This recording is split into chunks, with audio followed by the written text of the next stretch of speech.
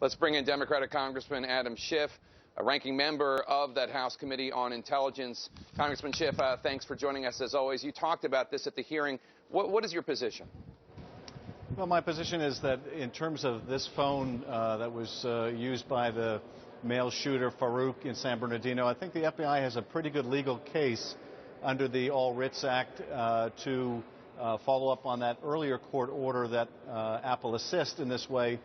But I also think Apple has a compelling argument here that while this order may only deal with this one phone, the precedent will be applied to other cases around the country. And I think the director of the FBI pretty much acknowledged that today. This case has much broader policy implications, which is why ultimately the court decision won't decide this issue. And in fact, by the time this court rules on appeal, Apple will have probably already changed its operating system such that the FBI won't be able to request this relief in the future. Ultimately, it's going to fall on us, Jake, in Congress to try to draw the line in terms of what the technology sector must or must not do. And I think that would be best if it can be part of a negotiated agreement between the tech sector, law enforcement, intelligence community, as well as privacy stakeholders. I think that is the best way forward at this point.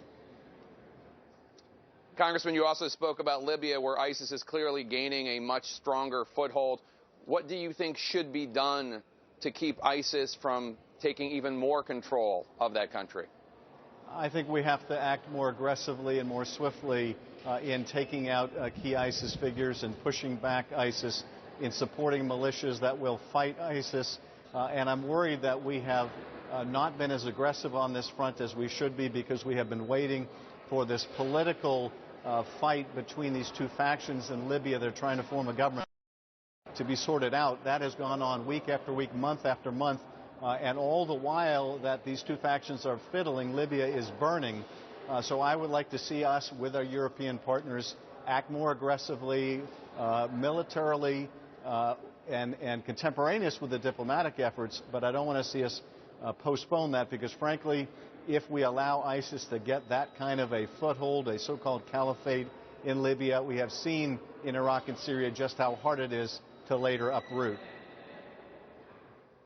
I know your concern about Libya and the greater Middle East is about that country, not about politics.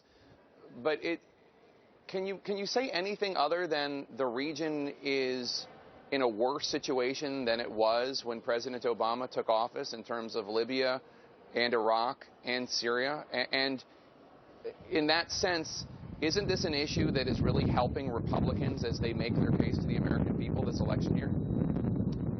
Well, I think it's certainly true that the Arab Spring unleashed really incredible and unprecedented forces, which has caused a lot of these state boundaries and lines drawn up over a century ago to largely evaporate in places like Iraq and Syria, and has introduced a whole new level of violence and instability in the region. I don't know that you can lay the Arab Spring at the feet of the administration. There's certainly going to be a lot of fodder to debate over what our policy ought to be going forward in Syria and Iraq.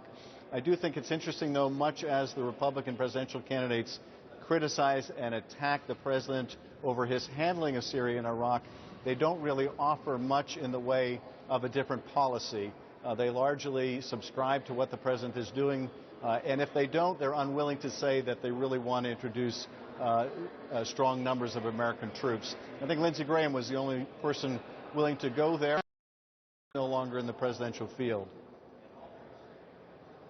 It's a fair response. Congressman Adam Schiff of California, ranking member on the House Permanent Select Committee on Intelligence, thanks so much for joining us. Appreciate it.